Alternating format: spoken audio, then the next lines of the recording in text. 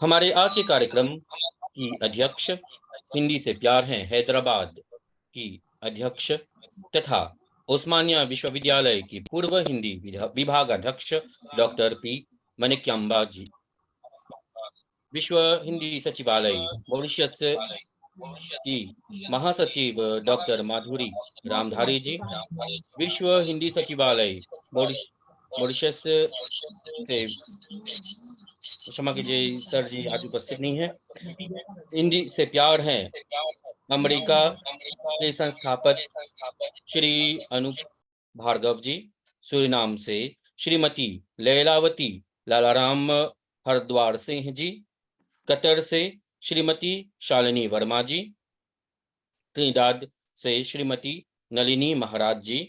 आज के कार्यक्रम के लिए जुड़ी हमारी 3 प्रतिभागी सूरीनाम से सुश्री ज्योति महादेव मिसिर जी, दोहा कतर से सुश्री आस्था राजेश मल्हा जी, त्रिनिदाद से सुश्री सुजान पुरन चुरामन जी तथा फेसबुक से जुड़े सभी सम्माननीय दर्शकगण, आप सबको मेरा करजोड़ अभिवादन।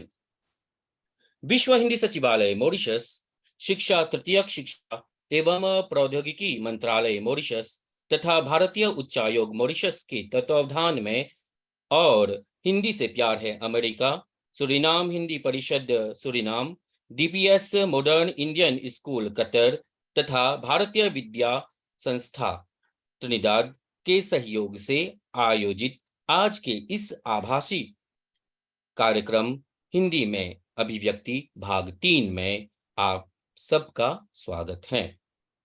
इस कार्यक्रम का उद्देश्य है युवाओं में हिंदी में अभिव्यक्ति कौशल का विकास करना। अभिव्यक्ति मूल उद्देश्य भावनाओं एवं विचारों के धरातल पर समाज को जोड़ना है। संप्रेषणीयता भाषा का अभिन्न अंग होती है और इसी संप्रेषणीयता के माध्यम से व्यक्तिगत स्तर पर अथवा समूह के स्तर पर विचारों का आदान प्रदान होता है। हिंदी भाषा में यह संप्रेषणीयता चाहे वह मौखिक अभिव्यक्ति के स्तर पर हो या लिखित अभिव्यक्ति के स्तर पर बहुत गहराई तक उपस्थित है। हिंदी में अभिव्यक्ति भाग 3 आभासी कार्यक्रम में अपना स्वागत भाषण लेकर आ रही हैं विश्व हिंदी सचिवालय मॉरिशस की महासचिव डॉक्टर माधुरी रामधारी जी। आप विश्व के हर कोने में सक्रिय हिंदी संस्थाओं को एक सूत्र में जोड़ने की जो भूमिका निभा रही हैं वह सराहनीय है। स्वागत भाषण के लिए मंच पर माननीय आपका स्वागत है। नमस्कार। धन्यवाद डॉक्टर काशीनाथ जी। मंच संचालक डॉक्टर काशीनाथ जी के प्रारंभिक संबोधन के साथ अपना स्वर मिलाते हुए मैं इस मंच पर उपस्थित अध्यक्ष महोदया, वक्ता एवं प्रतिभागी गण तथा कार्यक्रम से जुड़े सभी श्रोताओं का हार्दिक स्वागत करती हूं, अभिनंदन करती हूं। मासिक आभासी कार्यक्रम हिंदी में अभिव्यक्ति के इस तीसरे भाग में हमें सूरीनाम, कतर और त्रिनिदाद इन 3 देशों के हिंदी विद्यार्थियों और शिक्षकों को सुनने का अवसर प्राप्त होने जा रहा है। सर्वप्रथम कार्यक्रम की अध्यक्ष महोदया, हैदराबाद के उस्मानिया विश्वविद्यालय की पूर्व हिंदी विभागाध्यक्षा डॉक्टर मनिक्यम्बा जी का मैं ससम्मान स्वागत करती हूं। हिंदी शिक्षण में अपने 35 वर्षों के विस्तृत अनुभव से आपने हिंदी के अध्ययन और अध्यापन एवं हिंदी की मौखिक अभिव्यक्ति के विकास के संदर्भ में मार्गदर्शन प्रदान करना सहज स्वीकार किया है। आपको मैं धन्यवाद समर्पित करती हूँ। अहिंदी भाषी होकर भी आपने हिंदी में वाचन और लेखन दोनों ही में महारत प्राप्त की है। आपकी अध्यक्षता से इस कार्यक्रम का गौरव बढ़ा है। डॉक्टर मणिक्यम्बा जी का मैं बहुत आदर के साथ स्वागत करती हूँ। हिंदी भाषा के प्रचार की एक सुंदर परंपरा दक्षिण अफ्रीका महाद्वीप के उत्तर में स्थित सूरीनाम राज्य में पाई जाती है। सूर्य बाबू लक्ष्मण सिंह जी के दान कर्म से स्थापित सूरीनाम हिंदी परिषद में प्रवेशिका से उत्तमा तक की कक्षाओं में हिंदी में श्रवण, भाषण संबंधी कार्य होते रहते हैं। इसकी विस्तृत जानकारी सूरीनाम हिंदी परिषद की हिंदी अध्यापिका श्रीमती हरद्वार सिंह लैलावती और उनकी छात्रा कुमारी ज्योति महादेव मिश्र प्रदान करेंगी। श्रीमती लैलावती जी कुमारी महादेव मिश्र जी का मैं स्वागत करती हूँ। सूरीनाम के अतिरिक्त कैरिबियन सागर में स्थित द्वीप त्रिनिडाद और टोबैगो में भी भारतवंशी पुश्तैनी भाषा हिंदी के संरक्षण और प्रगति में संलग्न है। जिस देश में बहुसंख्यक आबादी की भाषा अंग्रेजी है, वहां विद्यार्थियों को हिंदी में अभिव्यक्ति कराने के लिए शिक्षकों को किन चुनौतियों का सामना करना पड़ता है और वहां के युवा हिंदी में बोलने की अपनी योग्यता का विकास कैसे कर पाते हैं, इसकी जानकारी त्रिनिडाद के भारतीय विद्या संस्थान की हिंदी अध्यापिका श्रीमती नलिनी महाराज जी और उनकी छात्रा कुमारी सुजान पूरन चूरामन जी प्रदान करेंगी। श्रीमती महाराज जी और कुमारी चूरामन जी का मैं हृदय से स्वागत करती हूँ। गल्फ की ओर हम बढ़ते हैं तो उच्च मानव विकास वाले समृद्ध देश कतर की ओर हमारी दृष्टि जाती है। इस प्राय द्वीपीय देश में हिंदी की उपस्थिति किस रूप में है और कतर के दिल्ली पब्लिक स्कूल में हिंदी किन कक्षाओं में पढ़ाई जाती है और छोटी उम्र के छात्र अपने विचारों की अभिव्यक्ति हिंदी में किस कला के साथ करते हैं, इसका प्रमाण हमें DPS modern Indian school Qatar से श्रीमती शालिनी वर्मा जी एवं उनकी विद्यार्थिनी सुश्री आस्था राजेश मल्लाह जी के माध्यम से आज हमें प्राप्त होगा। आप दोनों का मैं हृदय से स्वागत करती हूँ। मुझे विश्वास है कि आज के कार्यक्रम में हम हिंदी में अभिव्यक्ति की कला का आनंद उठाएंगे और इसी विश्वास के साथ मैं आप सभी वक्ताओं, प्रतिभागियों, अध्यक्ष महोदया जी और कार्यक्रम के साथ जुड़े सभी श्रोताओं का दिल से स्वागत करती हूँ, अभिनंदन करती हूँ। आपके ध्यान के लिए धन्यवाद। विश्व हिंदी सचिवालय मॉरिशस की महासचिव डॉक्टर माधुरी रामधारी जी को इन प्रेरणादायक शब्दों के लिए हृदय की गहराइयों से आभार व्यक्त किया जाता है। संसार भर के देशों में औपनिवेशिक वातावरण की प्रतिकूल हवा का सामना करते हुए भी भारतीय आप्रवासियों ने अपने धर्म तथा संस्कृति को सुरक्षित रखने के लिए जिस भाषा का मुख्य रूप से सहारा लिया वह है हिंदी भाषा। सूरीनाम हिंदी परिषद सूरीनाम से हिंदी भाषा पर अपना विचार प्रकट करने आ रही हैं हिंदी छात्रा सुश्री ज्योति महादेव मिश्र जी।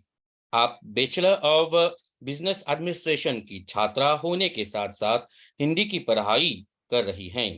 आप परिचारिका तथा समाज सेविका भी हैं। अपने चयनित विषय पर विचार प्रकट करने के लिए मंच पर आपका स्वागत है। धन्यवाद संचालक जी। आप सभी को मेरा नमस्कार। सर्वप्रथम तो मैं डॉक्टर माधुरी रामधारी जी को और अपने गुरुजी श्रीमती लैलावती लालाराम हरद्वार सिंह जी को धन्यवाद व्यक्त करना चाहूंगी मुझे इस कार्यक्रम में जोड़ने के लिए। मैं एक हिंदी छात्रा हूँ और पिछले 10 सालों से मैं हिंदी सीख रही हूँ। जिस विषय पर मैं आज थोड़ा सा प्रकाश डालना चाहूंगी वो है सत्संग। सत्संग क्या है? सत्संग का अर्थ होता है अच्छे संगत में रहना और सत्संग का विपरीत होता है कुसंगति, यानी कि बुरे संगत में रहना। आप अपने लिए स्वयं चुनते हैं कि आप कैसे संगत में रहना चाहते हैं। एक मनुष्य पर ना संगत का प्रभाव बहुत ही ज्यादा होता है। आप जैसे संगत में रहेंगे वैसे ही तो बनेंगे। आजकल के युवा जो है वो बड़े ही आसानी से कुसंगति को चुन लेते हैं। ऐसे दोस्तों से संगत करते हैं जो शराब, ड्रग्स, इन सब चीजों में अपना ध्यान लगाते हैं और भी बहुत से बुरे बुरे आदत पाल कर रखते हैं ये लोग। मेरे हम उम्र के लोगों को ऐसा करते हुए देखा है मैंने और भी बहुत बुरे लोगों का संगत करते हुए देखा मैंने उन लोगों को। और जो परवरिश मुझे मिली है और मेरे भाई बहन को मिली है वो इन सब से एकदम विपरीत है। हमने बचपन से ही सत्संग इत्यादि में जाना सीखा है।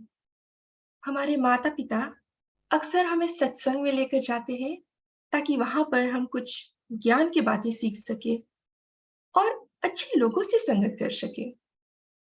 सत्संग में क्या होता है ना कि भजन कीर्तन होती है, रामायण भगवत गीता से ज्ञान प्राप्त होती है, बहुत सी अच्छी बातें सीखने को मिलती है। और सत्संगति जो है वो एक मनुष्य को बना सकता है और सवार भी सकता है।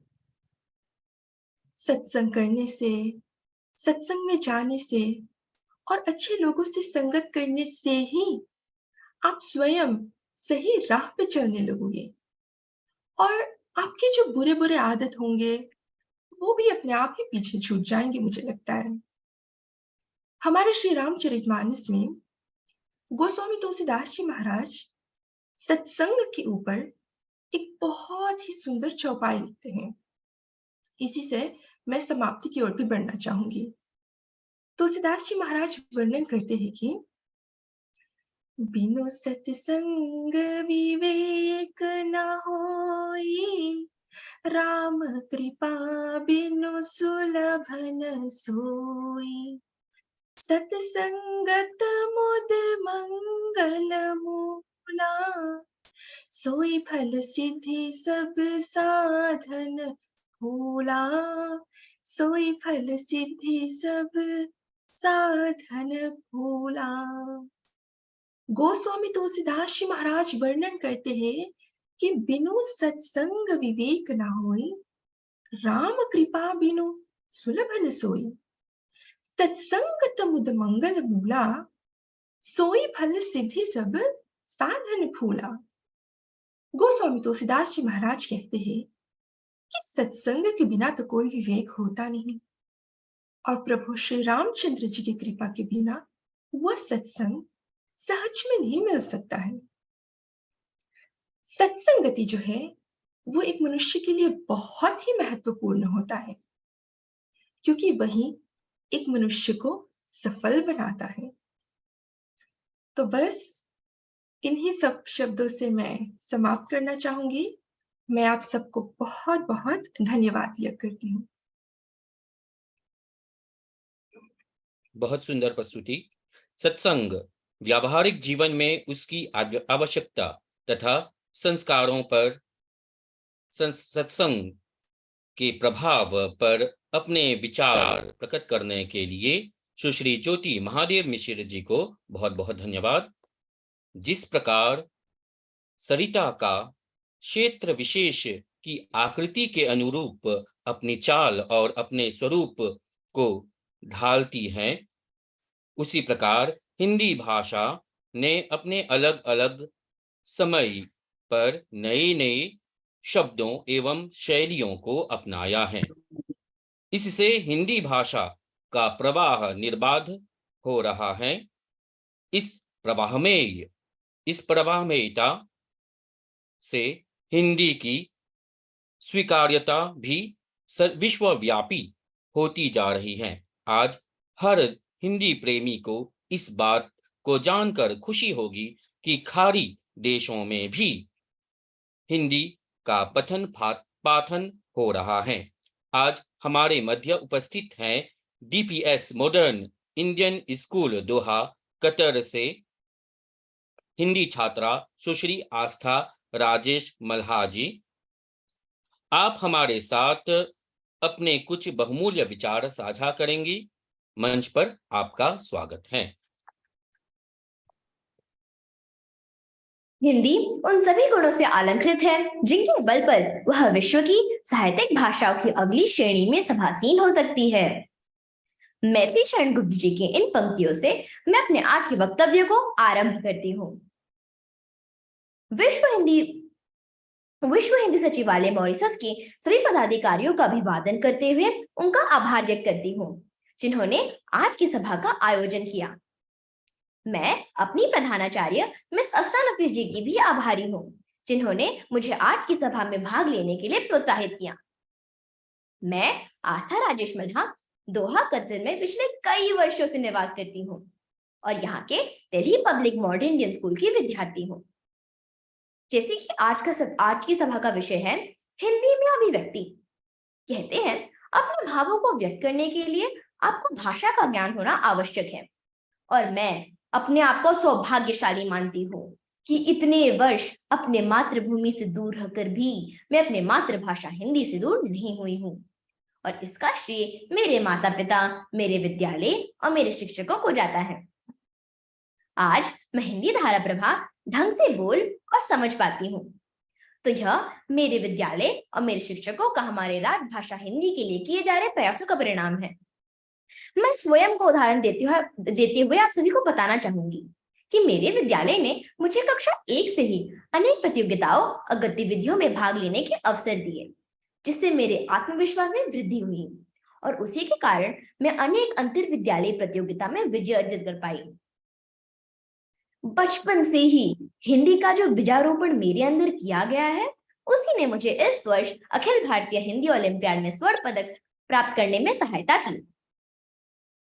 अब मैं आप सभी को बताना चाहूंगी कि हमारा विद्यालय वर्ष में 2 बार हिंदी दिवस के अवसर पर औपचारिकता पूरी करने हेतु आयोजनाओं पर विश्वास नहीं करता है, अपितु पूरे वर्ष हिंदी विषय को इस प्रकार गतिविधियों के माध्यम से सिखाने को प्रेरित करता है कि हमारी हिंदी भाषा में लिखित और मौखिक रूप से पारंगत बन सके और हिंदी भाषा में हमारी रुचि बनी रहे। अब मैं आप सभी के समक्ष मेरे मनपसंद हिंदी बाल साहित्य के लोकप्रिय कवि श्री निरंकार देव सेवक जी के बारे में कुछ बातें साझा करना चाहूंगी। जब मैं कक्षा 1 में पढ़ती थी तब मेरी अध्यापिका मुझे हमेशा एक कविता सुनाया करती थी। हाथी राजा कहाँ चले, सूंड हिलाते कहाँ चले, पूंछ हिलाते कहाँ चले, मेरे घर भी आओ ना, हलवा पूरी खाओ ना, आओ बैठो कुर्सी पर, कुर्सी बोली चटर पटर। आप सभी ने भी यह कविता अवश्य ही सुनी होगी या फिर उनकी एक और कविता जो मुझे बेहद प्रिय है। पैसा पास होता तो 4 चने लाते, 4 में से 1 चना तोते को खिलाते, तोते को खिलाते तो टाओ टाओ गाता, टाओ टाओ गाता तो बड़ा मजा आता। पैसा पास होता तो 4 चने लाते, 4 में से 1 चना घोड़े को खिलाते, घोड़े को खिलाते तो पीठ पर बैठाता, पीठ पर बैठाता तो बड़ा मजा आता। पैसा पास होता तो 4 चने लाते, 4 में से 1 चना चूहे को खिलाते, चूहे को खिलाते तो दांत टूट जाता, दांत टूट जाता तो बड़ा मजा आता। कितनी विचित्र बात है कि हम ये सारी कविताओं बाल गीतों को तो हमेशा ही याद रखते हैं, इन्हें हमेशा गाते गुनगुनाते रहते हैं, परंतु इनके लिखने वालों का नाम हम अनेक बार नहीं जान पाते। लेकिन मेरी शिक्षिका ने मुझे इनके रचयिता के बारे में बताया है और तब से श्री निरंकार देव सेवक जी मेरे प्रिय कवि बन चुके हैं। इसी प्रकार मैंने अनेक हिंदी बाल साहित्य के रचनाएं पाठ्य पुस्तक में पढ़ी हैं, जिसने हिंदी में मेरी रुचि बढ़ाई। अंत में मैं आप सभी को मेरी एक मनपसंद कविता सुनाना चाहूंगी, जिसे श्री हरिवंश साहिब बच्चन जी ने लिखी है। जो बीत गई सो बात गई। जीवन में एक सितारा था, माना वह बेहद प्यारा था। वह डूब गया तो डूब गया, अंबर के आंगन को देखो, कितने इसके तारे टूटे, कितने इसके प्यारे छूटे। जो छूट गया फिर कहाँ मिले, पर बोलो टूटे तारों पर कब अंबर शोक मनाता है। जो बीत गई सो बात गई। जीवन में वह था एक कुसुम, थे उस पर नित्य निछावर तुम। वह सूख गया तो सूख गया, मधुबन की छाती को देखो, सूखी कितनी इसकी कलियां, मुरझाई कितनी वल्लरियां। जो मुरझाई फिर कहाँ खिली, पर बोलो सूखे फूलों पर कब मधुबन शोर मचाता है। जो बीत गई सो बात गई। इन्हीं पंक्तियों के साथ मैं अपनी आज की वाणी को विराम देते हुए आप सभी को बताना चाहूंगी कि किसी भी भाषा को सीखने के पहले उस भाषा का सम्मान करना आवश्यक है, और मुझे हिंदी भाषा से यह प्रेम, यह अभिव्यक्ति मेरे माता पिता, मेरे विद्यालय और मेरे शिक्षकों के कारण प्राप्त हो पाई है। मुझे इस मंच पर आज सुनने के लिए आप सभी का पुनः धन्यवाद। बहुत बहुत सुंदर प्रस्तुति रहा, बहुत बहुत सुंदर प्रस्तुति रही। भाषा में चयनित विषय पर अभिव्यक्ति के लिए सुश्री आस्था राजेश मल्हा जी को और बहुत बहुत धन्यवाद। और उन्होंने हमारे मंच को अपनी कविताओं से, अपनी प्रस्तुति से विभोर कर दिया। यह बहुत बहुत बड़ी बात है हमारे लिए। त्रिनिदाद में त्रिनिदाद क्रियोल और अंग्रेजी के साथ साथ अप्रवासी भारतीयों ने तथा उनके वंशजों ने हिंदी भाषा को जीवित रखा है। इस बात का श्रेय कुछ हद तक वहां के आर्य समाज संस्था को जाता है, जिसने धर्म संस्कृति के साथ साथ भाषा के प्रचार में भी महत्वपूर्ण भूमिका निभाई है। आज त्रिनिदाद में भी सुचारू रूप से हिंदी की पढ़ाई हो रही है। अपने चयनित विषय पर कुछ विचार अभिव्यक्त करने हेतु मंच पर आ रही हैं भारतीय विद्या संस्थान त्रिनिदाद से हिंदी छात्रा सुश्री सुजान पूरन चुरामन जी। मंच पर आपका स्वागत है।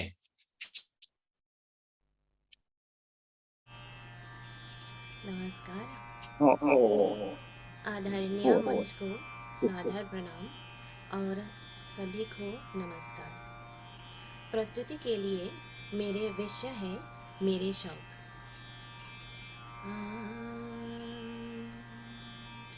मेरी मधुर गीत सुन लो भले मेरी मधुर गीत। मेरे शौक है हिंदी भाषा सीखना, लंबी दूरी तक पैदल चलना, हाइकिंग और धार्मिक आयोजन। मगर मेरा सबसे पसंदीदा संगीत है। मैं भारतीय विद्या संस्थान त्रिनिदाद और टोबैगो का छात्रा हूँ, जहाँ मैं हिंदी और भारतीय शास्त्रीय गायन और वादन का सीखती हूँ। राग गाने में मुझे बहुत मज़ा आती है। मुझे हारमोनियम बजाना भी पसंद है। संगीत मेरी अनुराग है। संगीत हृदय की भावनाओं की लय, ताल और स्वर में अभिव्यक्ति है। हर चीज़ में लय और ध्वनि होता है, इसलिए यह कहता जा सकता है कि हिंदी हमारे अंदर और आसपास है। यह वैज्ञानिक रूप से जानता है कि संगीत की आवृत्तियों से दिमाग का विकास होता। ऐसे में इंजीनियरिंग में मेरे करियर का श्रेय संगीत को भी दिया जा सकता है। जब मैं छोटी थी, अपने माता पिता के साथ मंदिर में मैंने गीत गाए। इसी तरह हमारे परिवार के साथ समय बिताने का मौका मिला। अब मेरे अपने बच्चे संगीत के कार्यक्रम में जाते हैं और संगीत कक्षाओं में जाते हैं और मेरे साथ प्रस्तुति देते हैं। संगीत के माध्यम से हम धार्मिक और आध्यात्मिक जीवन जीते हैं। संगीत ध्यान का एक रूप है। संगीत से सभी उलझनों, दुख और डर को भूल जाएगी। इसके कई स्वास्थ्य लाभ हैं, क्योंकि यह मन और शरीर को आराम देता है। यह हृदय गति और रक्तचाप को कम करता है।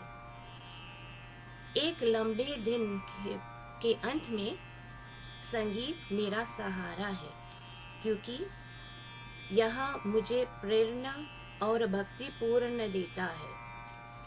संगीत ईश्वर से योग का माध्यम है। इतिहास में मीराबाई और सूरदास हरि का नाम गाकर अमर हो गए।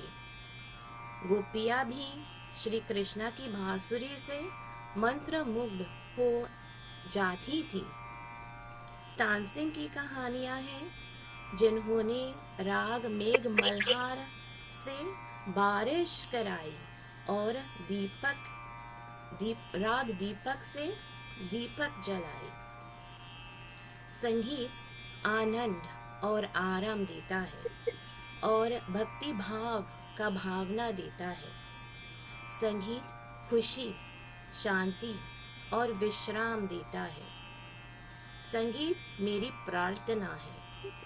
हम कह सकते हैं कि संगीत ईश्वर की पूजा का सबसे सरल रूप है। नमस्कार, धन्यवाद। धन्यवाद। जीवन में संगीत की आवश्यकता तथा उसके प्रभाव पर प्रकाश डालने के लिए श्रीमती सुजैन पूरन चूड़ामन जी को हार्दिक आभार। इन हिंदी भाषा में सरलता भी है और भावों की सघनता भी है। इसी विचार की अभिव्यक्ति कविवर भवानी प्रसाद मिश्र ने अपनी कुछ पंक्तियां में की हैं, जिसे मैं प्रस्तुत करना चाहता हूं। कलम अपनी साध और मन की बात बिल्कुल ठीक कह एकाध। यह कि तेरी भर न हो तो कह, और बहते बने सादे ढंग से तो बह। जिस तरह हम बोलते हैं उस तरह तू लिख, और इसके बाद भी हमसे बड़ा बनकर तू दिख। सूरीनाम की धरती पर हिंदी का प्रचार करने वालों में 25 सालों से श्रीमती लैलावती लालाराम हरद्वार सिंह जी सक्रिय भूमिका निभा रही हैं। हमेशा से आपकी हिंदी में रुचि रही है और आप सूरीनाम हिंदी परिषद की दूसरी सचिव हैं। आप हमारे समक्ष अपने देश के संदर्भ में हिंदी में अभिव्यक्ति के संदर्भ में कुछ विचार रखेंगी। मंच पर आपका स्वागत है श्रीमती लैलावती लालाराम हरद्वार सिंह जी। धन्यवाद। मैं आप सभी हिंदी प्रेमियों को सादर प्रणाम करती हूँ। मैं धन्यवाद देती हूँ मधुरी जी को, जिन्होंने मुझे ये मौका दिया, और मैं ज्योति जी को भी धन्यवाद देती हूँ जो मुझे साथ दिया। जो मेरे साथ दे रही है। सबसे पहले सूरीनाम देश में सभी हिंदी अध्यापकगण अपनी पूरी मेहनत कर रहे हैं, कोशिश कर रहे हैं हिंदी जीवित रखने को। और सूरीनाम हिंदी परिषद भी हिंदी के प्रचार प्रसार में अपना योगदान दे रही है। विशेष अवसरों पर हम लोग भाषण की प्रतियोगिताएं भी आयोजित करते हैं। वो यहाँ पर 3 से 5 मिनट तक विद्यार्थियों को मौका मिलता है कुछ बोलने को हिंदी में। हमारी सूरीनाम हिंदी परिषद के परीक्षा समिति द्वारा मौखिक परीक्षा भी ली जाती है परिचय और कोविद विद्यार्थियों के लिए। तो उसमें विद्यार्थियों को क्या करना पड़ता है, सबसे पहले उन्हें एक निबंध बनाना पड़ता है जिसमें बताया जाता है कि एक आवरण पृष्ठ होना चाहिए, अनुक्रमणिका होनी चाहिए, विषय वस्तु को भी विस्तार से लिखना है और उसे फिर चित्र से सजा करके तब समिति के लिए भेजना है। परिचय वाले 2000 शब्दों में यह निबंध लिखते हैं और कोविद स्तर वाले 3000 शब्दों में लगभग यह निबंध को तैयार करते हैं। उसके साथ एक साहित्य सूची भी बनाई जाती है जिसमें एक कविता भारत के कवि की होती है और एक कविता सूरीनाम देश के कवि की होती है। एक कवि के बारे में 10-15 पंक्ति विद्यार्थी को लिखना पड़ता है, जिस विद्यार्थी उसे प्रिय है उसके बारे में। एक नाटक, एक कहानी, ये सब 5 चीजें एक साहित्य सूची में रख करके और निबंध को लगभग 3 सप्ताह पहले परीक्षा समिति के लिए भेज देना चाहिए, परीक्षा से 3 सप्ताह पहले। तो फिर परीक्षा के दिन क्या होता है, परीक्षा के दिन जब विद्यार्थी आता है तब उसे एक मूल पाठ में से लगभग एक अनुच्छेद दिए जाते हैं और तब वो पढ़ता है। एक शब्दकोश भी रखे हुए हैं कठिन शब्दों को खोजने के लिए। तो 10 मिनट उसे समय मिलता है इस अनुच्छेद को पढ़कर समझने को। फिर 10 मिनट बाद वो आता है परीक्षा समिति के लोगों के पास। यहाँ पर 2 लोग तैयार रहते हैं अपने प्रश्न को लेकर के। तो विद्यार्थी से सबसे पहले वे लोग कहते हैं कि बताइए कि पढ़िए इस अनुच्छेद को। तो वे पढ़ते हैं और फिर उसे पूछा जाता है कि इसे अपने शब्दों में बताइए, तो फिर वो अपने शब्दों में बताते हैं। फिर उसी अनुच्छेद में से एक वाक्य लेकर के हम लोग पूछते हैं कि बताइए कि कौन सा शब्द संज्ञा है, कौन सा शब्द विशेषण है या सर्वनाम है, या कोई अन्य शब्द हम लोग लेकर पूछते हैं कि बताइए इसका पर्यायवाची शब्द क्या है, इसका विलोम शब्द क्या है, या कोई मुहावरे जब होते हैं तो बताइए इसका अर्थ क्या है। इस तरह से हम लोग कुछ व्याकरण के प्रश्न भी पूछ लेते हैं उस समय। तो हम देख लेते हैं किस तरह से विद्यार्थी पढ़ते हैं, किस तरह से बात करते हैं हिंदी में, और कुछ व्याकरण के बारे में हम लोगों को पता चल जाते हैं। तो उसके साथ साथ फिर जो निबंध है उसमें से भी प्रश्न पूछे जाते हैं और साहित्य सूची में से नाटक, कहानी, इसमें से भी प्रश्न पूछे जाते हैं। कविता के प्रश्न भी पूछे जाते हैं कि बताइए इसका भाव अर्थ क्या है, या अपने शब्दों में बताइए कविता में क्या कहा गया है, या कविता का उद्देश्य क्या है। इस तरह से प्रश्न पूछते हैं हम। परीक्षा लेने वाले लगभग 9 आइटम्स पर ध्यान देते हैं। इस 9 आइटम को मिलाकर कुल 100 अंक होते हैं। तो विद्यार्थी जिस तरह से अपने प्रश्नों के उत्तर देते हैं उसी के आधार पर वह उसको अंक मिलता है। तो इस तरह से हम लोग 20 मिनट की मौखिक परीक्षा द्वारा हम लोगों को ये जानकारी मिल जाती है कि विद्यार्थी को कितना हिंदी के ज्ञान है, कितना हिंदी के बारे में उनका जानकारी है, कहाँ तक वे हिंदी को अपने काबू में रखे हैं, ये सब हम लोगों को पता चल जाता है। तो हम लोग सूरीनाम हिंदी परिषद की ओर से हम लोग भी कोशिश कर रहे हैं कि हिंदी जीवित रहे। इस तरह से हिंदी अध्यापकगण भी अपनी मेहनत करते हैं। सूरीनाम हिंदी परिषद भी प्रतियोगिताएं आयोजित करके देखना चाहते हैं और मौका देना चाहते हैं विद्यार्थियों को कि ताकि वे हिंदी में बोल सके। और यह मौखिक परीक्षा द्वारा भी हम लोग ये देख लेते हैं कि किस तरह से विद्यार्थी हिंदी बोलते हैं। इस तरह से हमारे कोशिश है सूरीनाम देश की ओर से कि हम लोग हिंदी को जीवित रखे। यही तक था मेरी ओर से, ये सूरीनाम की ओर से। धन्यवाद सुनने के लिए आप सबको। धन्यवाद मैडम। सूरीनाम में आज के संदर्भ में हिंदी भाषा की अभिव्यक्ति कुशलता पर अपने विचार अभिव्यक्त करने के लिए श्रीमती लैलावती लालाराम हरद्वार सिंह जी को कोटिशः धन्यवाद। हिंदी भाषा में भारतीय संस्कृति को संसार के कोने कोने तक पहुंचाने की क्षमता है। यह निस्वार्थ भाव से हिंदी की सेवा कर रहे हिंदी प्रेमियों के माध्यम से संभव हुआ है।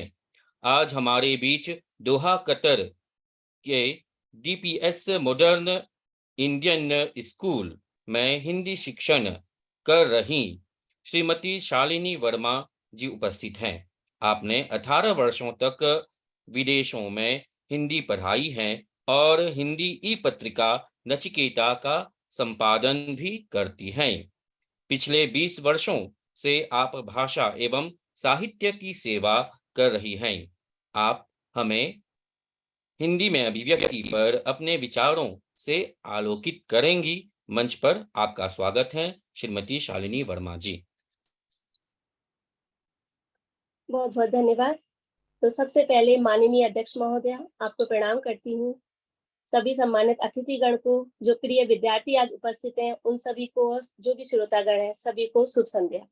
मैं डॉक्टर माधुरी रामधारी सिंह जी की भी बहुत हृदय से आभारी हूँ कि उन्होंने मुझे आज आमंत्रित किया है। तो इस कार्यक्रम को करने के लिए विश्व हिंदी सचिवालय मॉरिशस के मैं प्रयासों का बहुत सराहना करती हूँ कि ये वो कार्यक्रम कर रहे हैं। तो जैसे कि आज का विषय है हिंदी में अभिव्यक्ति और उसके विकास के लिए हम शिक्षक क्या कर सकते हैं और हम क्या कर रहे हैं। तो आज कतर देश में जो हिंदी की स्थिति है या जो प्रयास किए जा रहे हैं, उस पर अपने विचार साझा करूंगी और आशा करती हूँ कि मैं जो महत्वपूर्ण बिंदु है आपका ध्यान उस पर आकर्षित कर सकती हूँ। तो फिर भी ऐसा चाहूंगी कि भविष्य में फिर कभी कोई ऐसा कार्यक्रम हो तो अपनी PPT के माध्यम से और विस्तार से इस पे चर्चा करूं। हालांकि 5 मिनट का समय मुझे लगा कि कम है अपनी बातों को बताने के लिए। तो सबसे पहले बताना चाहूंगी, कतर देश में भारतीय समुदाय बहुत बड़ी संख्या में रहता है।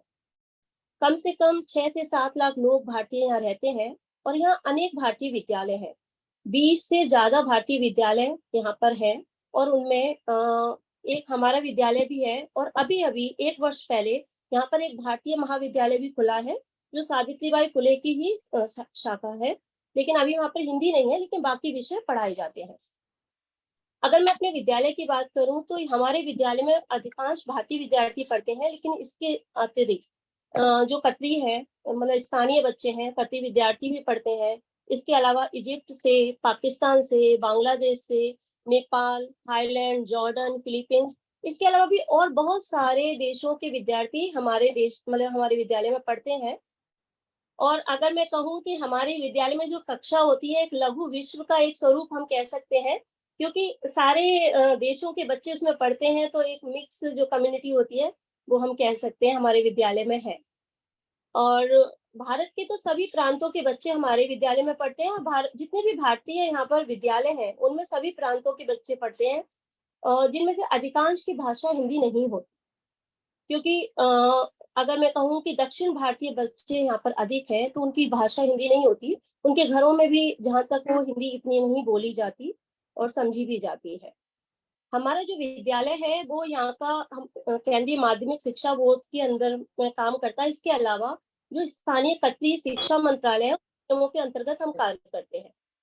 हमारे विद्यालय में अगर हम हिंदी की बात करें तो हिंदी कक्षा 1 से प्रारंभ होती है और कक्षा 10 तक हिंदी द्वितीय भाषा के रूप में पढ़ाई जाती है। हालांकि हम छोटी क्लासेस में हिंदी नहीं पढ़ा पाते हैं क्योंकि वहाँ हिंदी पढ़ाना संभव नहीं होता, लेकिन कक्षा 1 से हम औपचारिक रूप से हिंदी पढ़ाना यहाँ आरंभ करते हैं। लेकिन जो प्रथम कक्षा है यहाँ पर हम केवल वर्णमाला ही पढ़ाते हैं और मात्रा पढ़ाते हैं। हम बाकी आगे विस्तार यहाँ नहीं लेते, केवल कक्षा 1 में हम वर्णमाला और मात्राओं तक ही जाते हैं। इसके बाद कक्षा 3 से लेके 8 तक हमारे विद्यालय में हिंदी द्वितीय भाषा के रूप में पढ़ाई जाती है और अधिकांश जो कतर में भारतीय विद्यालय हैं वहां पर भी कक्षा 3 से लेके 8 तक हिंदी तृतीय भाषा के रूप में पढ़ाई जाती है। अगर मैं कहूँ कि मौखिक अभिव्यक्ति के लिए, अभी अभी आपने मेरी एक विद्यार्थी आस्था को सुना, उसे आपको एक झलक मिली होगी कि आस्था जितनी साफ स्पष्ट हिंदी बोल पाती है।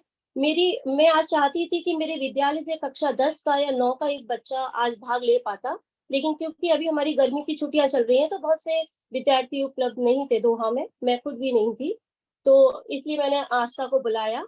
लेकिन मैं चाहती थी कक्षा 9 या 10 से कोई विद्यार्थी आता और वो एक विषय पर चर्चा करता, तो उसको भी आपको सुनने का अवसर प्राप्त होता।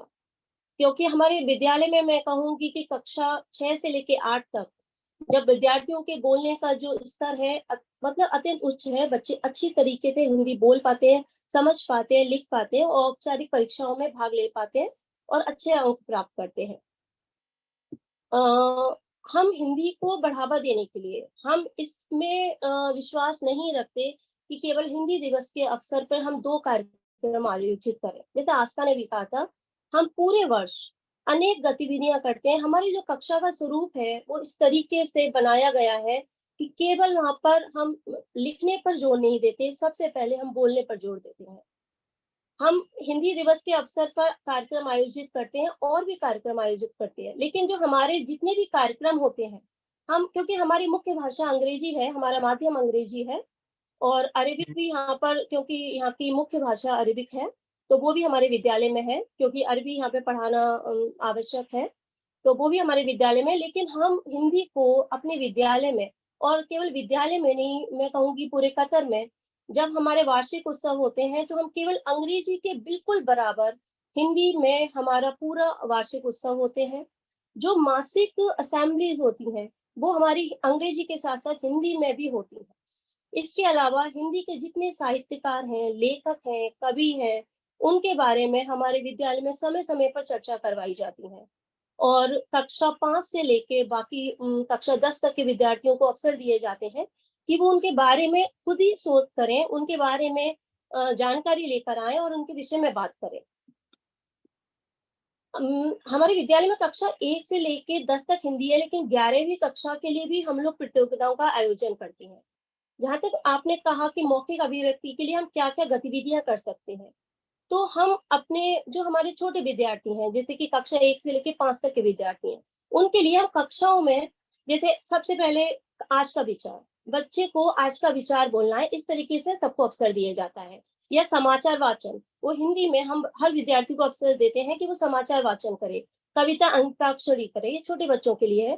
टेलीफोन वार्ता हम हिंदी में उन्हें करवाते हैं, आपस में संवाद रखते हैं और ये 1 या 2 दिन नहीं होता, ये हमारी मासिक गतिविधियां हैं जो हर दिन हमारी कक्षाओं में की जाती हैं। इसके अलावा जब वो भारत से आते हैं या कहीं और से आते हैं, जैसे अभी गर्मी की छुट्टियां हैं, तो यात्रा वर्णन हम उनसे करवाते हैं। इसके अलावा पहेलियां, ये भी हमारी एक मतलब गतिविधि है जो हमेशा होती है। कहानी वाचन, कविता वाचन, ये तो मुख्य है जो कि हमारी कक्षाओं में निरंतर होती है। इसके अलावा नुक्कड़ नाटक, जब हम बड़े विद्यार्थियों की बात करते हैं तो कहानी, कविता, इसके अलावा हम अपने विद्यार्थियों को साक्षात्कार लेना, क्रिकेट कमेंट्री करना, आशु भाषण, वाद विवाद, चर्चा, ये समय समय पर हम उनके आयोजन कराते रहते हैं, क्योंकि इसके अलावा उनको उनका सिलेबस भी काफी होता है। और मैं एक भाषा शिक्षक हूँ, तो जब हिंदी शिक्षिका के नाते जब हम अपनी हिंदी की कक्षा में प्रयोग करते हैं, तो हम कोशिश करते हैं कि जो प्रयोग हम कर रहे हैं उनसे बच्चों का सबसे पहले मौखिक विकास हो। क्योंकि कहते हैं, अभी आपने आस्था को भी सुना कि जो भी शिक्षक प्रयोग करते हैं वो आपस में साझा होने बहुत आवश्यक है, क्योंकि जब तक हम अपने प्रयोगों को साझा नहीं करेंगे दूसरों को लाभ नहीं होगा। तो हम कोशिश करते हैं, हम दोहा कतर में कोशिश करते हैं कि अगर मैं अपने विद्यालय में कोई प्रयोग कर रही हूँ एक शिक्षिका के तौर पर, तो बाकी के जितने विद्यालय हैं उनमें उन प्रयोगों को साझा करते हैं। जैसे अभी अभी दोहा कतर के 19 विद्यालयों के लिए मैंने एक कार्यशाला विशेषज्ञ के तौर पर भाग लिया था, और जो मेरी कक्षाओं के प्रयोग थे जो कि सफल थे, जिनसे बच्चों की मौखिक अभिव्यक्ति शुरू हुई, वो हमने उनसे साझा किए और सच में इसके बड़े ही अच्छे परिणाम आए थे। तो ये साझा करना बहुत आवश्यक है। इसके अलावा जो बच्चे हिंदी नहीं बोलते, जिनकी मातृभाषा हिंदी नहीं है, तो उनके लिए हम उन्हें पारंगत करने के लिए जो हमारी प्राथमिक कक्षाएं, वहां से हमारे प्रयोग आरंभ होते हैं। तो सबसे बड़ी हमारी सामने जो दिक्कत आती है, ये दिक्कत आती है कि बच्चे हिंदी कक्षा में हिंदी बोलते हैं लेकिन वो घर में नहीं बोल पाते हिंदी, वहां वो सुनते भी नहीं है, तो उनका परिवेश, उनका वातावरण वो 40 मिनट की कक्षा पर निर्भर हो जाता है। पर इन्हीं 40 मिनट की जो कक्षा है उसका हम सदुपयोग करते हैं, क्योंकि कहीं ना कहीं हम सभी जानते हैं कि 3 वर्ष की आयु से भाषा का विकास हो जाता है, पर अपने बालक अपनी मातृभाषा को कैसे सीख जाते हैं? क्योंकि संवाद के माध्यम से। तो हम अपनी कक्षा में ये संवाद लगातार प्रयोग करते हैं और इसी प्रयोग को लेके हम चलते हैं कि जितना संवाद हम करेंगे, हम शिक्षिका के बोलने से अधिक बच्चों के बोलने पर विश्वास रखते हैं कि जितना अधिक संवाद होगा उतनी ही अधिक उनकी अभिव्यक्ति मुखर होगी। तो इस प्रयोग को हम करते हैं। जैसे मैंने कहा कि कक्षा 1 में हम केवल वर्णमाला मात्रा सिखाते हैं, पर हम अधिक से अधिक अवसर देते हैं अपने बच्चों को बोलने के लिए कि जितना अधिक वो बोले। हम उनको इस बात पे नहीं रोकते कि अगर वो अपनी मातृभाषा का या अंग्रेजी का प्रयोग करते हैं, लेकिन धीरे धीरे उसे सुधार करते हैं कि उन्हें उनकी मातृभाषा में ही बोलने देते हैं, लेकिन धीरे धीरे उसमें सुधार करते हैं और सच में इसके परिणाम बहुत अच्छे आते हैं। कक्षा 2 से हम पाठों को आरंभ करते हैं, प्रश्न उत्तर बाकी चीजें जो व्याकरण है वो हम आरंभ करते हैं। लेकिन यहाँ पर भी एक प्रयोग मैं बताना चाहूंगी अपने विद्यालय का। जैसे कि कोई भी पाठ है तो हम यहाँ पर बच्चे को कहानी बताने में विश्वास नहीं करते। सबसे पहले पाठ का अगर शीर्षक है, मैंने अपने बच्चे को बता दिया ये पाठ का शीर्षक है, अब मैं उन्हें सोचने के अवसर देती हूँ, इस पाठ का ये शीर्षक है तो इसमें क्या कहानी हो सकती है। अब उन्हें अभिव्यक्त करना है कि इस पाठ के शीर्षक को समझ के या चित्र को समझ के पाठ के अंदर क्या हो सकता है। तो यहाँ बच्चे का कहीं ना कहीं वो चिंतन आरंभ हो जाता है कि पाठ के अंदर क्या होगा। तो इस तरीके से छोटे छोटे प्रयोग करके हम बच्चों को अभिव्यक्ति के अनेक अवसर देते हैं। और आप विश्वास कीजिए, दोहा कतर में बच्चे इतनी अच्छी धारा प्रवाह हिंदी बोलते हैं और कार्यक्रम आयोजित करते हैं कि मैं चाहूंगी कि कभी आप हमारे विद्यालय में आए और आपको यहाँ आकर सच में बहुत प्रसन्नता होगी। और अनेक विद्यालयों में मैं चाहूंगी आप आए और देखें कि बच्चे किस प्रकार हिंदी बोलते हैं। तो 5 मिनट का मेरा समय था, तो उस पर मैं इतना ही साझा करूंगी और आशा करूंगी भविष्य में फिर कभी कार्यक्रम हो तो आप अवसर दें ताकि मैं विस्तार से और बता सकूं। बहुत बहुत धन्यवाद मुझे सुनने के लिए। आप सभी का आभार। धन्यवाद मैडम। दोहा कतर में हिंदी की क्या स्थिति है और किस प्रकार उसको बढ़ावा दिया जा रहा है, हिंदी में अभिव्यक्ति को प्रभावशाली एवं सार्थक बनाने के लिए कौन कौन से उपाय किए जा रहे हैं, इन सभी विचारों पर अपने अनमोल वचन देने के लिए श्रीमती शालिनी वर्मा जी को धन्यवाद। ट्रिनिडाद की धरती पर अपने पूर्वजों की भाषा को जीवित रखने में आरंभ में जितना संघर्ष हुआ, आज भी उतना ही संघर्ष जारी है। अपनी अस्मिता और पहचान बनाए रखने में भारतीय वंशजों ने स्वार्थहीन रूप से हिंदी की सेवा की और अभी भी कर रहे हैं। ट्रिनिडाद के भारतीय विद्या संस्थान की हिंदी शिक्षिका इसका सजीव उदाहरण है। गणित की शिक्षिका होने के उपरांत भी आप निशुल्क हिंदी और धर्म शिक्षा भी पढ़ा रही हैं। आप हमारे समक्ष ट्रिनिडाद के परिप्रेक्ष्य में हिंदी में अभिव्यक्ति पर अपने अनमोल विचार साझा करेंगी। मंच पर आपका स्वागत है। श्रीमती नलिनी महाराज जी। सम्मानित मंच, सादर प्रणाम और सभी को नमस्कार। भारतीय विद्या संस्थान ट्रिनिडाद और टोबैगो में भारतीय संस्कृति शैक्षणिक प्रमुख संस्थान है। संस्थान की स्थापना 1966 में गुरुजी प्रोफेसर हरिशंकर आदेश और गुरु माताजी डॉक्टर निर्मला आदेश द्वारा की गई थी। इसका उद्देश्य भारतीय संस्कृति का प्रचार करना है। भाषा संस्कृति का प्रवेश द्वार है, अतः संस्थान की कक्षाओं में हिंदी अनिवार्य है। संस्थान में हिंदी 5 स्तरों पर पढ़ाई जाती है। वर्णबोध स्तर, साहित्य सरोवर भाग 1 और 2, साहित्य भूषण और साहित्य शास्त्री। छोटे छोटे बच्चे के लिए क्लास भी है। हर साल परीक्षाएं आयोजित की जाती हैं। समय समय पर छात्र लंदन विश्वविद्यालय से ऑर्डिनरी और एडवांस स्तर की परीक्षाएं भी देते हैं। गुरुजी और माताजी ने 150 से अधिक हिंदी पुस्तकें लिखी। कुछ प्रयुक्त मुख्य पुस्तकें हैं इन हिंदी विवेक भाग 1, 2 और 3 परीक्षा के पहले 3 स्तरों के लिए। बाल विवेक 1, 2 और 3 अच्छी व्याकरण पुस्तकें हैं। हिंदी प्रभात 1, 2 और 3 लिखित विद्वान कुमारी कमला रामलखन और उषा जैन की हिंदी एडवांस ग्रामर पुस्तकें भी उपयोगी है। उच्च स्तर के लिए कुछ पुस्तकें हैं सागर और सरिता, बच्चन, महादेवी वर्मा, गुरुजी की कविताएं और प्रेमचंद की कहानियां। ट्रिनिडाद और टोबैगो राज्य की आधिकारिक भाषा अंग्रेजी है। प्री स्कूल स्तर से तृतीयक शिक्षा तक शिक्षा का माध्यम अंग्रेजी है। विद्यालय के पाठ्यक्रम में हिंदी नहीं है। स्कूल समय के बाद हिंदी सिखाने के लिए स्कूलों और मंदिरों का उपयोग किया जाता है। संस्थान के केंद्र में पूरे देश और विदेश, कनाडा और अमेरिका में स्थित है। कोविड ने ऑनलाइन कक्षाओं को जन्म दिया जो आज भी चल रही है। शिक्षकों के लिए विशेष ऑनलाइन प्रशिक्षण और मौखिक हिंदी कक्षा है।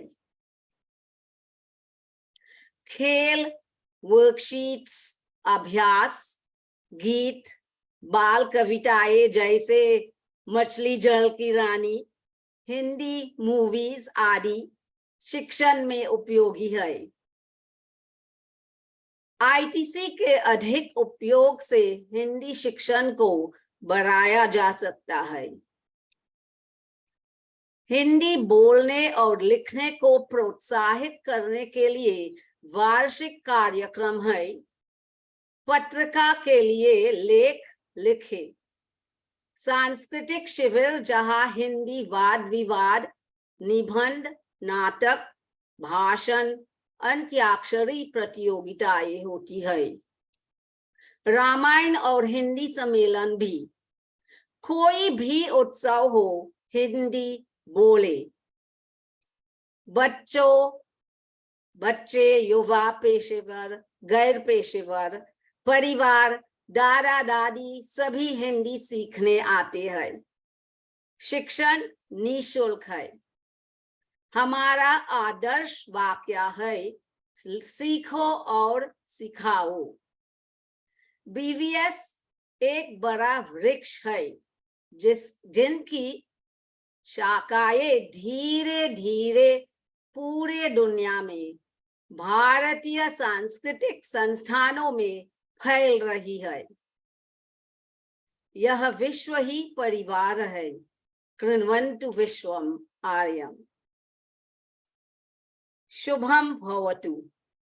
प्रणाम आप सबको। धन्यवाद इस मौका के लिए। धन्यवाद मैडम।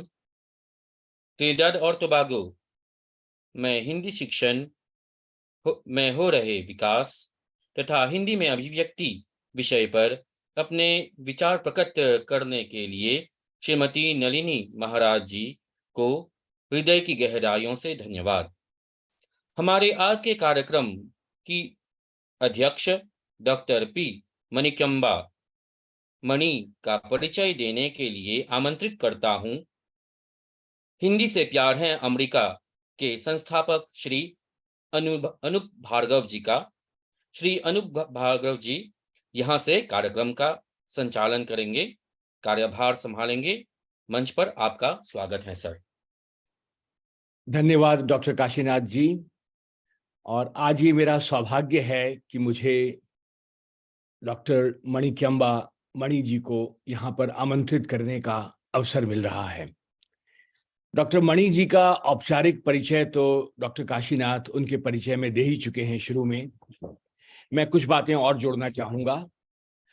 डॉक्टर मणि को 2007 में न्यूयॉर्क में हुए विश्व हिंदी सम्मेलन में विश्व हिंदी सम्मान से भारत सरकार द्वारा सम्मानित किया गया था। डॉक्टर मणि को बहुत से अनुवाद के लिए बहुत से पुरस्कार मिल चुके हैं, लेकिन मैं जहां पे जिस बात को रेखांकित करना चाहूंगा वो ये है कि डॉक्टर मणि का हमारी संस्था हिंदी से प्यार है को जो शुरू से स्नेह और मार्गदर्शन मिला है, उसके लिए हम बहुत आभारी हैं और हम गर्व महसूस करते हैं कि आज वो हमारी संस्था की प्रतिनिधि के रूप में यहाँ पर अपना अध्यक्षीय भाषण देने के लिए आएंगी। डॉक्टर मणि ने हमें शुरू से ही, जब हमने इस संस्था की शुरुआत की, इस सीधी सी अवधारणा के साथ कि हिंदी के लिए कुछ करने के लिए आपका विद्वान होना जरूरी नहीं है, आपका सिर्फ हिंदी से प्यार होना जरूरी है। और इस अवधारणा को जो मूर्त रूप देने में जिन लोगों ने हमारा साथ दिया, डॉक्टर मणि उनमें से एक हैं। हमने जितनी भी परियोजनाएं शुरू की, साहित्यकार तिथिवार, जिसमें कि हमने हर दिन एक साहित्यकार को रेखांकित किया एक आलेख के द्वारा, उसमें हमें डॉक्टर मणि जी का बहुत सहयोग मिला। किस्से साहित्यकारों के जो आजकल हम लोग चला रहे हैं, उसमें उनका सहयोग और मार्गदर्शन हमें मिल रहा है।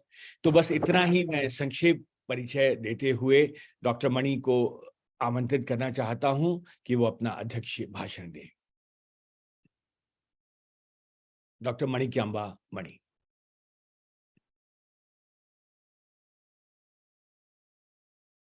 विश्व हिंदी सचिवालय के महासचिव माधुरी जी और मुझे इस मंच से जोड़ने में जो सूत्रधार हैं अनूप जी, जिन्होंने मुझे इस योग्य समझा कि मैं हिंदी से प्रेम है का प्रतिनिधित्व करूं, और जितने भी त्रिनिदाद से, कतर से, सूरीनाम से जिन विद्यार्थियों ने भाग लिया, जिन अध्यापकों ने अपनी प्रणाली की अभिव्यक्ति दी है, और काशीनाथ जी, सबको मैं सादर नमस्कार करती हूँ। मुझे बहुत अच्छा लगा, क्योंकि ऐसा नहीं कि भाषा से प्रेम होना बहुत जरूरी है, उसके बाद उसकी उपयोगिता की बात है। प्रेम, क्योंकि ये प्रेम कैसा होता है, वो भाषा के कारण होता है। जिस भाषा से आप जुड़ते हैं उसके साथ धीरे धीरे प्रेम होता है, जुड़ना पहले चाहिए।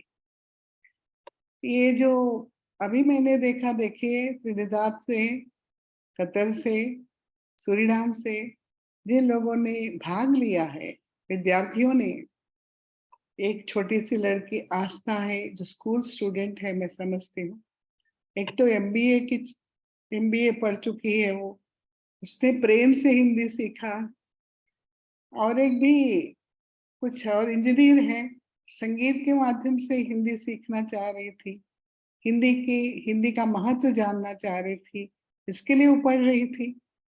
तो ये सब जो है प्रेम के कारण है। एक भाषा से जो प्रेम होता है उसके कारण, मैं भी तो उसी प्रेम के कारण, मैं सुदूर दक्षिण की छात्रा रही। मैंने, आप आश्चर्य करेंगे, 17 साल तक हिंदी बोलते हुए नहीं सुना। पढ़ा तो है थोड़ा बहुत स्कूल में, जबकि हिंदी में पास होना जरूरी नहीं था।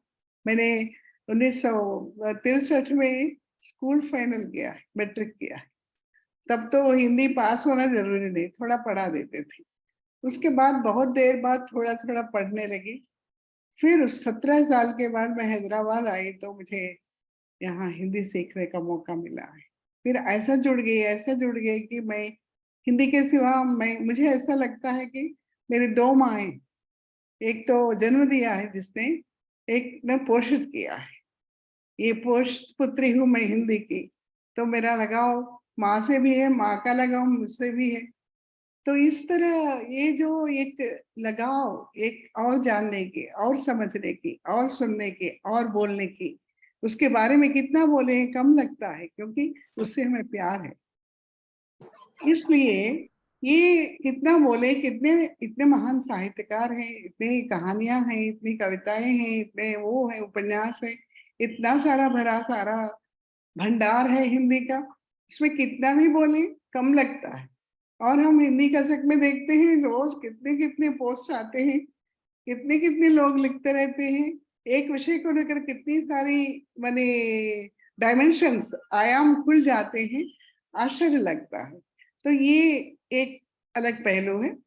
मैं बताना चाहती हूँ, जो आप लोग सीख रहे हैं, उस आपको बोलते हुए सुनकर अच्छा लगा मुझे। उसमें लगा कि एक तो 2-3 मातृभाषा जिनकी है वो वहां जाकर रह रहे हैं, फिर उनका जो है संबंध छूट गया है, फिर भी वो बनाए रखना चाह रहे थे, वो उस तरह बोल रहे थे।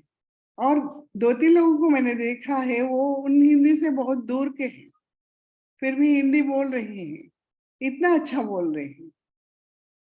सब लोग माने ये जो छात्र हैं इतना अच्छा बोल रहे हैं, मुझे लगा कि कितनी अच्छी आप इनकी माने शिक्षा प्रणाली बनाए हैं। एक ने बनाया कि जैसे लैलावती जी ने कहा कितना अच्छा उन्होंने उसकी प्रणाली बनाई है, जैसे कि हर तरह से वो मौखिक रूप से बोल सके, भाषा को समझ सके, और छोटे छोटे संदर्भ देखकर किस प्रकार किसी छात्र को तैयार किया जाता है। मुझे आश्चर्य होता है, आप लोग इतना परिश्रम करते हैं, हमारे पास भी शायद इतना परिश्रम नहीं कर रहे हैं आजकल, लगता है मुझे। तो ये क्योंकि यहाँ माहौल है, चलता है, आ जाएगी भाषा, ऐसा नहीं है ना कि आपको बहुत मेहनत करनी पड़ रही है। ये भी आपका हिंदी से प्रेम है। हिंदी का भविष्य भी कम नहीं है। जैसे जो अब मैनेजमेंट की जो लड़की हिंदी पढ़ रही है, हिंदी में अपनी बने विद्वत्ता को साबित करने जा रही है, उनके लिए तो और एवेन्यूज खुल जाएंगे।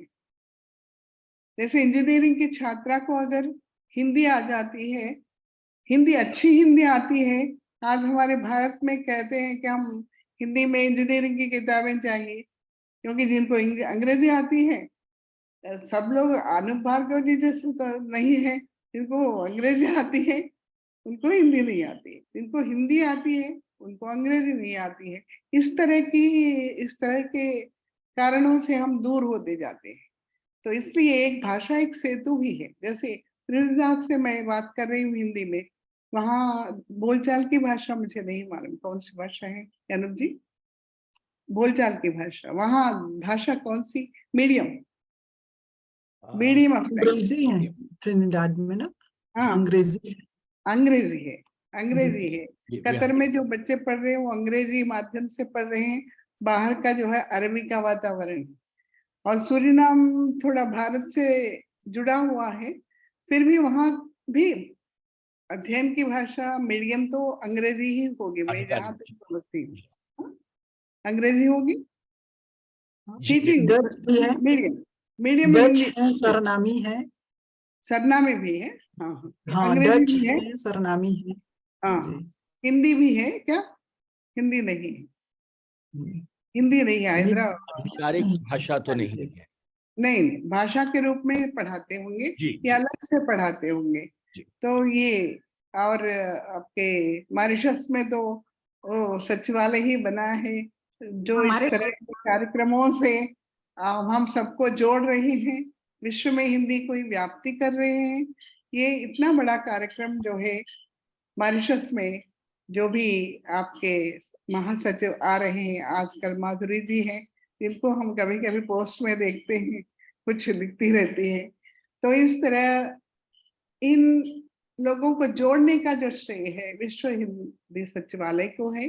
सचिवालय इस तरह के कार्यक्रमों को जो कर रही है बहुत ही प्रेरणादायक है, प्रेरित करने वाले हैं, बच्चों में एक तरह का उत्साह लाने वाला है। इस तरह कई देशों में आप जब करेंगे तो कुछ ऐसे छात्र में मुझे आश्चर्य हुआ, मुझे अच्छा लगा, कोई जो इंजीनियरिंग पढ़ रही फिर भी वो तो उसको इच्छा है कि हिंदी पढ़े, कोई जो है मैनेजमेंट की है वो हिंदी पढ़ रही है, वो लड़की तो पढ़ ही रही है, और इस तरह हिंदी की व्याप्ति हो रही, इसकी व्यापकता बढ़ रही है। हिंदी के प्रेमी और बढ़ जाएंगे और बढ़ेंगे। हिंदी से प्रेम तो है तभी तो पढ़ रही है, इसलिए हमारे अनूप भार्गव जी ने हिंदी से प्रेम है लगाया है। तो मैं इसके लिए भी उनको दाद देती हूँ। ऐसा जो है उन्होंने शीर्षक चुना है और उन्होंने मुझे आज जोड़ा है, सबसे पहले उनको धन्यवाद देती हूँ। उसके बाद विश्व हिंदी सचिवालय के माधुरी जी को मैं धन्यवाद देती हूँ।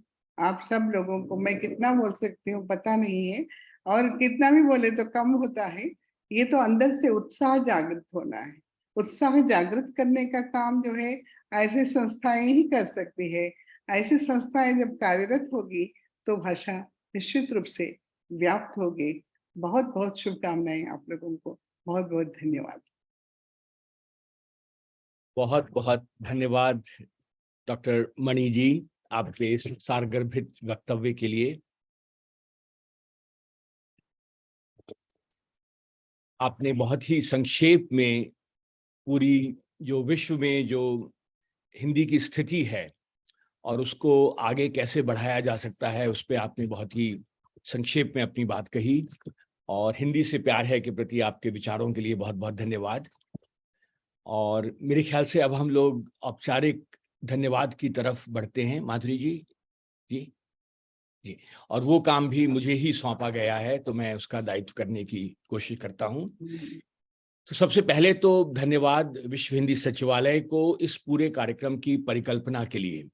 मेरे ख्याल से हम एक बहुत महत्वपूर्ण काम कर रहे हैं कि विश्व की अलग अलग देशों में जो संस्थाएं हैं उन सबको आपस में जोड़ने का, है ना, ये बहुत महत्वपूर्ण काम है। और आजकल ये काम सरल हो गया है इंटरनेट की वजह से, कंप्यूटर की वजह से। तो उसके लिए मैं बहुत बहुत धन्यवाद देना चाहता हूँ विश्व हिंदी सचिवालय को। और उसके बाद हम बढ़ते हैं आज के प्रतिभागियों की तरफ। सबसे पहले हमें ज्योति महादेव मिसिर जी ने सूरीनाम से हमें सत्संग के बारे में बताया, और बहुत ही अच्छी तरीके से उन्होंने हमें समझाया कि सत्संग का क्या महत्व है। उसके बाद जो हमने सुना, और वो वास्तव में आश्चर्यचकित करने वाली प्रस्तुति थी कतर से आस्था राजेश मल्लाह की। इतनी कम उम्र में हिंदी पर इतना अधिक, हिंदी से इतना अधिक प्रेम कहूँगा मैं, फिर वही बात आ जाती है कि ये आप तभी कर पाते हैं जबकि आप हिंदी से प्रेम करते हो। विद्यालय ठीक है आपको उसमें उस तरफ ले जाते हैं, लेकिन जब तक आप आस्था का हिंदी के प्रति प्रेम झलक रहा था, मैं कहना चाहूँगा। और जैसा डॉक्टर मणि ने कहा कि उन्होंने 16 बरस की उम्र तक हिंदी नहीं बोली थी, नहीं सीखी थी, और अब जब मैं देखता हूँ आस्था जैसी बच्ची को जो इस छोटी उम्र में इतना अच्छा बोल रही हैं, तो मुझे भविष्य की एक और डॉक्टर मणि दिखाई देती हैं उनके अंदर, है ना। और अंत में मैं जो तीसरी जो प्रस्तुति थी सुजान पुरन जी की, त्रिनिदाद से संगीत के साथ में, वो बहुत ही संगीत की पृष्ठभूमि में बहुत ही मधुर, बहुत ही मीठी रही। उनको बहुत बहुत धन्यवाद। और फिर मैं तीनों जो वक्ता थे, जो हम जिन संस्थाओं को हमने आपस में जोड़ा, लालाराम हरिद्वार सिंह जी सूरीनाम से, शालिनी वर्मा जी कतर से, और नलिनी महाराज त्रिनिदाद से, इन तीनों ने हमें बताया कि किस तरह से वो भारत से दूर रहकर हिंदी के प्रति लोगों की रुचि और हिंदी का प्रेम कैसे जगाए हुए हैं, और हिंदी की एक लौ को कैसे बढ़ा रही हैं वो आपस में। तो यहाँ पर एक बात जो मुझे लगी उसको मैं रेखांकित करना चाहूँगा कि हिंदी के प्रचार और प्रयास में सिर्फ शैक्षणिक संस्थाएं ही नहीं हैं, उसमें धार्मिक संस्थाएं भी हैं, उसमें सांस्कृतिक संस्थाएं भी हैं, उनका भी बहुत अधिक योगदान रहा है। तो उसको भी हमें मानना चाहिए, रेखांकित करना चाहिए कि सिर्फ शैक्षणिक संस्थाएं ही नहीं, दूसरी संस्थाएं भी हिंदी के प्रचार प्रसार में अपना योगदान दे रही हैं। और इसके साथ ही हाँ, डॉक्टर सोमदत्त काशीनाथ जी को मैं सुंदर मंच संचालन के लिए धन्यवाद देना चाहूँगा। डॉक्टर माधुरी रामधारी जी को उनके उद्घाटन भाषण के लिए धन्यवाद देना चाहूँगा।